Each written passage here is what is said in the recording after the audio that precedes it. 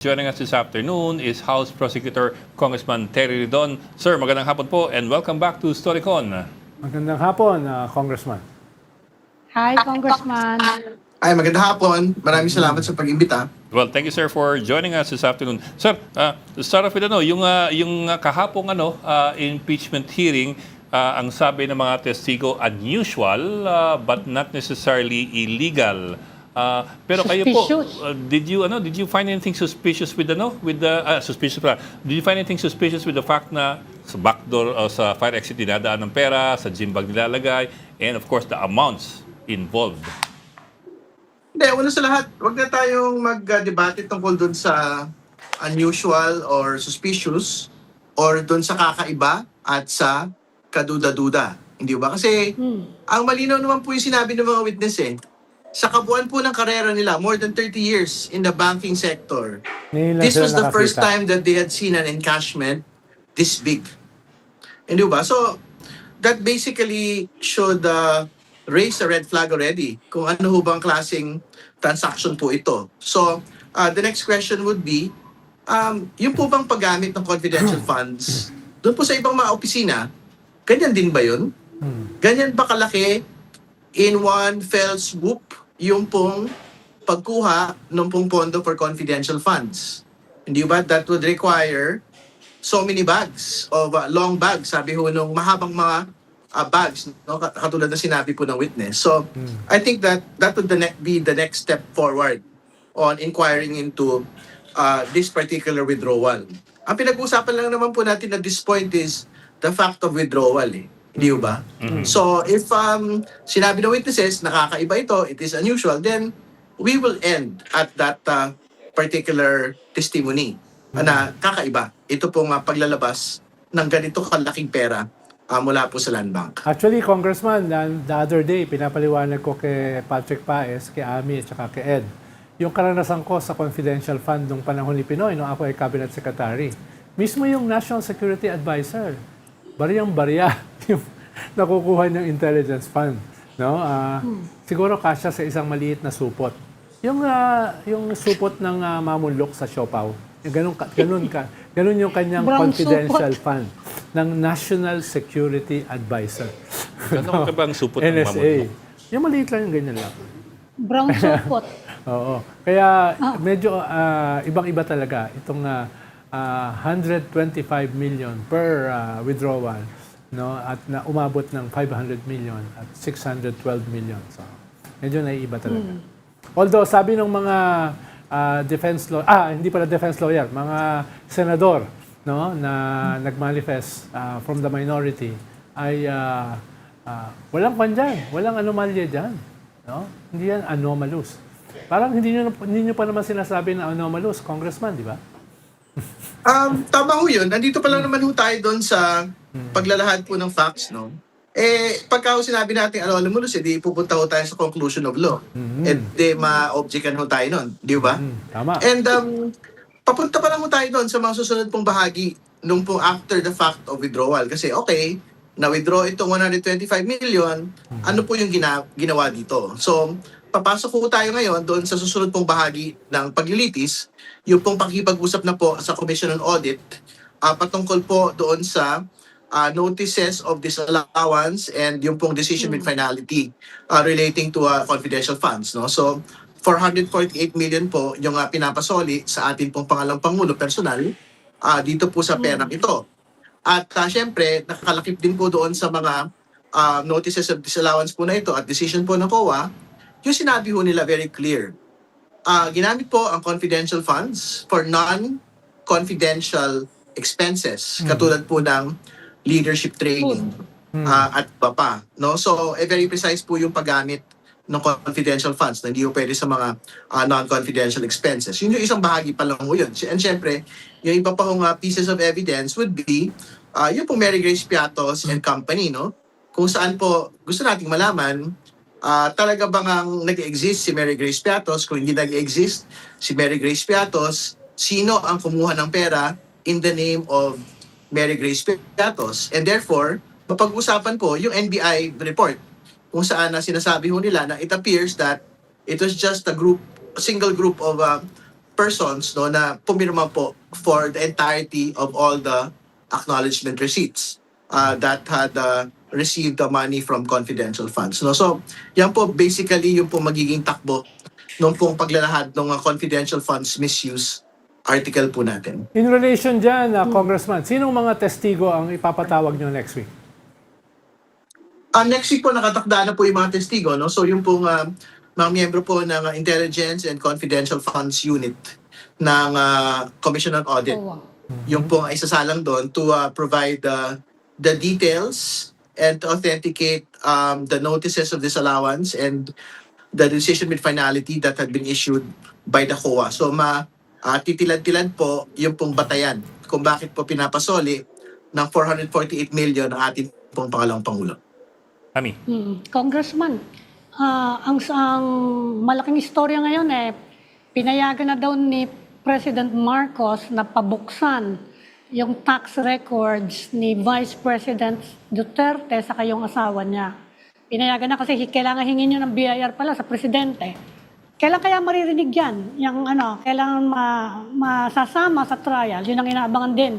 Mabubulat Apart from lang. that COA report, mga kailan kaya siya makikita ng mga tao? At tama po kayo, ngayong araw po na ito, ang pinakamalaking balita ay nagsumite na po yung pong ilang mga bangko at yung pong BIR nung lahat po ng mga subpoena documents ng mag-asawang Duterte Carpio at ng kanila pong mga kumpanya. Kailangan ko lang malaman kung yung MLC nag-submit din po ng kanila pong mga dokumento within the close of business hours. So hopefully, mai-submit din po nila. Pero ito po ay mailalapag sa atin po nga paglilitis pagka pumasok na po tayo sa unexplained wealth article because all of these documents will have to be related to the SAL-ends that have been submitted by the Vice President from 2007 to 2024. So mga 2 linggo pa yan, 10 days, 11 days pa. I think the earliest na tinitingnan po namin going into unexplained wealth would be baka end of August po to early September po. Maisasalang po yung unexplained wealth. Oo. Sa yan, 3 trial days each week yan, Tama po yan. So, like our previous commitment, hopefully, ma-expedite din po namin po yung witness presentation. So, pagka naman po, very much convinced na po kami that talaga napatunayan po namin yung misuse of confidential funds, misappropriation of confidential funds, and then we can proceed na po to the next article, which is a bribery and then to unexplained wealth. Sir, sorry, I cannot relate to the concept of withdrawing 125 million in one go siguro 10,000 siguro o 20,000. Pero ganyan ba talaga ang kalakaran sa gobyerno that you just withdraw that much amount of cash tapos unti-unti mo lang nilalabas kung kailangan or are you supposed to withdraw 5 million at a time or 10 million at a time? How does that work? I guess balikan na lang po natin siguro yung sinabi ng mga bank managers po natin, like what they had previously stated. This is the first time that they had seen this much encashment of government funds. No? So ibig sabihin, I don't think ito po ang kalakaran sa atin pong mga iba't ibang mga ahensya ng gobyerno. So whether you have confidential funds or whether you don't have confidential funds, tingin ko hindi po ganon yung pong paglalabas po ng pera ng 125 parang linimas yung buong pondo ng confidential funds in one go. No? So I think something has to be said there, na hindi ho yan dapat yung kalakaran, whether it's for confidential or for other types of funds. No? So I think ang talagang kwento doon might be they were really racing against time to basically withdraw it para hindi po bumalik sa kaban ng bayan yung pong pondo pong ito. But again, ang tanong ho namin sa kanila, wala naman ho nagmamadali. I mean, if it will have to return to the National Treasury, then that is the consequence of not using it actually. Hindi ba? And not all of these withdrawals were in December. I mean, some of them were later in the year, if I understand correctly. Yung pong iba, for the 2023 budget na po ito. Pero for example na lang po, yung 2022. Yeah, in December yun. what was the actual necessity to really take everything out, no? Kasi nga, katulad po na sinasabi natin, how in the world can you actually consume yung pong 125 million in 11 days, hindi ba? Ano yung mga actual trainings? Ano po yung mga actual activities na pwede hong magamit dyan po sa, at magawa dyan po sa loob ng 11 araw po na yan for 2022? Pero walang batas stopping it, ano? You think there's kailangan ng legislation? Kung sakasakali lang na, para lang wag maulit siyang ganyan. Pwede hong magkaroon ng bagong batas, syempre, wala akong problema. At pwede rin hong magkaroon pa ho ng bagong mga guidelines sa atin pong COA to prevent yung ganyan pong kalaking paglalabas po ng pondo ng atin pong whether confidential or mga non-confidential budget line items, no? Pero I think kailangan ho talaga ng dagdag pong pagpapalakas na kasi halimbawa some quarters are trying to justify not just po yung use but also yung paggamit daw po ng mga alias, no? But I've been trying to look into the COA circular relating to the guidelines of confidential funds. Parang wala naman po ako nakikitang paggamit ng alias doon. So ibig sabihin, even if we say na sure, Mary Grace Piatos is a fictitious person to protect agents, I think it doesn't exist in that COA circular. Pwedeng mali po ako. I can be corrected. Pero tinignan ko po doon ang nakalagay lang po doon, it should be placed for confidential funds, it should be placed in a sealed envelope, the names, no? Pero Yeah. for intelligence funds, kailangan po nakalagay sa vault, no? Yun lang po yung pagkakaiba, but there's no provision there allowing the use of aliases for the use of confidential funds or intelligence funds. As Congressman, may dalawang very controversial witness na inaabangan ng mga tao. Yung isa ay si Madriaga. No? Yung ikalawa ay si Colonel La Chica.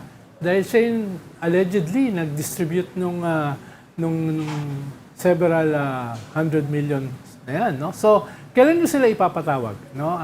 Kailan bibili ng popcorn yung mga nanonood dito sa ating Netflix teleserye? Pinagdidesisyonan pa ho ng panel, no? Kung kailangan pa ba ito pong dalawang mga witnesses po na ito. Kasi tingin ko naman ho, yung pinakamalakas na mga ebidensya is not on the testimony of the witnesses po. Ano? Ang pinakamalakas ho lagi ng mga ebidensya, yung pong mga documentary evidence, no, that can be shown relating to the use of confidential funds, no. So we will decide po when we get to that point. Pero kung masapatan naman ho kami halimbawa na napatunayan na po namin yung confidential funds misuse without exactly summoning Mr. Madriaga or Mr. La Chica, pwede ho nga ma-forgo na po namin that particular aspect of confidential funds misuse. Sir, to your point kanina, in our earlier discussions with Heidi Mendoza, who used to audit confidential funds and intelligence funds, ang sabi niya kasi, pwede naman ng mga alias, pero they have to maintain a logbook or a log of the real recipients, hindi na alias Na nasa vault. na nasa vault. And this is for perusal by the ICFAO, yung Intelligence and Confidential Funds Auditing Unit ng COA. So in other words, even if you have an alias, you are still supposed to have paperwork in a sealed envelope in a vault that would prove that the funds were spent judiciously and legally. Well, the vault is relevant only for intelligence funds. We're talking about confidential funds Confidential here. fund. Iba yun. So the requirement for Civilian. confidential funds is less restrictive. Hindi mo yan sa vault. It should only be submitted in a sealed envelope. So we will see. And again, ang tingin ko naman ho, sana meron hong ganun. Ibig sabihin, meron ho dapat correspondence on who Mary Grace Piatos is and who Mary Grace Piatos was actually representing. Di ba? Actually, sir, if I remember correctly nga, at least yung CFI, yung confidential funds, every quarter dapat may submissions yan ng ganong paperwork doon sa in a sealed envelope sa presidente, sa speaker, at sa Senate President. Every quarter dapat ang ganong reports. Yun lang, I don't know if that's ever been done judiciously as well. Tama ko yan. It is in the COA guidelines, no, na dapat meron pong reporting to Congress, Senate, and the President. Hindi ko lang ang tiyak po kung that is something that the OVP had complied with. Well, karapatan nyo naman, Congressman, magpasya as prosecution kung sino talaga yung tatawagin. Pero offhand kasi, indicatively, lalo na yung mga lumabas dun sa Justice Committee hearing sa House, ay yung possible evidence o testimony ni Madriaga at saka ni Colonel Chica appears to be very compelling dahil sasabihin nila kung saan napunta itong perang ito. No, di ba? Yun yung isang kwan dyan, eh. Hindi nga siya documentary, pero very compelling yung kanino binigay itong mga perang ito. At ibubutres niyan yung case na hindi naman talaga to napunta sa mga piatos, sa mga tempura, sa mga nova. May ibang pinuntahan ito. So, yun lang. Parang offhand, sa inyo rin kasi nanggaling eh. Yung investigasyon kay Madriaga at saka yung pangalan nila Chica. Hindi. Tama naman yun, no? Pero, syempre, there's another piece of evidence that would show na parang pineke talaga yung mga pirma, which is the NBI handwriting report, no? Na nagsabi na it appears that it is just a single group who basically completed ito pong pagpipirma po ng mga acknowledgement receipts, no? So, I think doon pa lang po, tapos na yung usapan on misuse, eh. Kasi bakit naman na iisang grupo lang po yung pong pumirma for the entirety of all the recipients of the confidential funds. Lilinawin ko lang, Congressman, kasi pumapasok na tayo dito sa issue ng kung criminal to, if it's a criminal procedure, plunder na yung pinag-uusapan natin, malversation.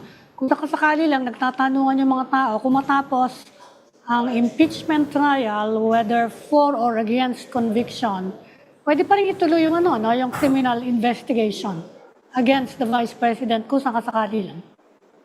Pwede ho. In fact, lahat po ng mga administrative and criminal proceedings ay pwede po nga ituloy po, whether ng Ombudsman or ng DOJ, doon po sa ilang mga bagay na hindi po matatapos ng Senate Impeachment Court. We had seen it in previous impeachments, no? So, even if an impeachment had been terminated, whether the Corona impeachment or the Estrada impeachment, meron pa rin pong mga other proceedings that had been undertaken. So, whether administrative or criminal po na proceedings.